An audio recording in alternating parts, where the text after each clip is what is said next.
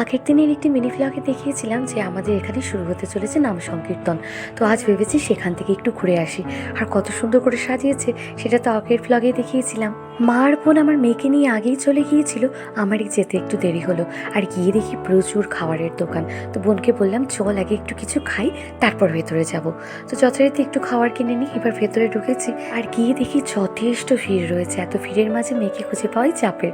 তো এখানে দেখি আমার মেয়ে বসে রয়েছে, আবার এত সুন্দর করে তিলক কেটেছে যে ওকে দেখে মনটা আমার একদম ভরে গেল। আর ও যেখানেই থাকুক আর যার কোলেই থাকুক না কেন, এইভাবে আমাকে দেখলেই ও ঝাঁপিয়ে চলে আসে। আর আসবে নাই বা কেন, সবার চাইতে ওর সাথে আমার 9 মাসের সম্পর্ক বেশি যে।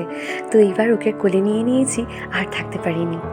আরও দেখছি এত লোক, সবকিছু দেখে মহা আনন্দে রয়েছে। ভাবলাম এখনই ওকে বাড়ি না নিয়ে গিয়ে আর বেশি কিছুক্ষণ দাঁড়াই, তাহলে ও আর একটু আনন্দ করতে পারবে। সত্যি কথা বলতে বাচ্চারা না ঘরে থাকতে একদমই পছন্দ করে না, বিশেষ করে আমার মেয়ে তো একদমই থাকতে চায় না।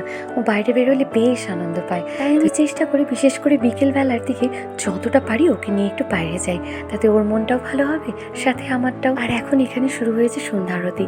সকলে পাড়ার উঠে এখানে দাঁড়িয়ে ঠাকুরের মণ্ডপের পাশে ঘুরে, এটা দেখতে কিন্তু বেশ ভালো লাগে। এত ভিড়ের মাঝে আমি আর বাবুকে নিয়ে যাইনি, আমি তাই দূর থেকে এভাবে দাঁড়িয়েই দেখছিলাম। আর আমার ছোট্ট বোনকে দেখেছো, ও বারবার আমার জন্য জায়গা করে আমাকে ডাকছিল বসার জন্য।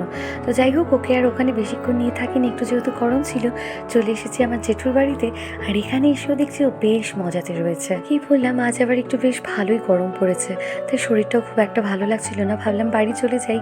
আর এই মধ্যে দেখি আমার বোন আবার কোল্ড ড্রিঙ্কস নিয়ে এসেছে। ভাবলাম যে না, এটা খেয়ে কিছুটা শান্ত হই, তারপরে ধীরে সুস্থে বাড়ি তো চলে এসেছি। আর এসেই না মনটা আমার একদম আনন্দে ভরে গিয়েছে। সামনেই দেখে এত সুন্দর একটা মিষ্টির প্যাকেট, আর এটা দিয়ে গিয়েছে আমার মামা। খুলতে ভেতরের লাড্ডুগুলো দেখে আমার মনের মধ্যে লাড্ডু ফুটে গিয়েছে। তো রকমের মিষ্টি ভেতরে। অ্যাকচুয়ালি প্রেগনেন্সির সময় থেকেই না আমি মিষ্টি খেতে ভীষণ ভালোবাসি। সেই মিষ্টির প্রতি ক্রেভিংটা এখনো কমে। মিষ্টি খেতে থাকি, দেখা হচ্ছে পরের ভ্লগে। টাটা।